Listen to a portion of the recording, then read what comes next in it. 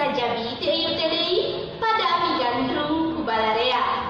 Hiji di antarana nyaeta Kupatahu Gempol. Kupatahu nu geus aya di taun genep 5an keneh. Sumangga nyagakeun bae wartana. Kupatahu Gempol teh kaasup salah sahiji kuliner nu kajojo di kota Bandung. Buktina nu ngadon ngararasakeun nikmatna ieu kaolahan teh teu oleh meureuh wae. Tepi kakalan-kalan mah konsumenna kudu ngantai heula nungguan tempat diuk jadi kosong. Nu migandrung eta Kupatahu nu pernahna di Jalan Gempol teh lain wae urang Bandung, tapi oge warga di luar daerah kaasup di Jakarta, Bogor, jeung daerah sejenna.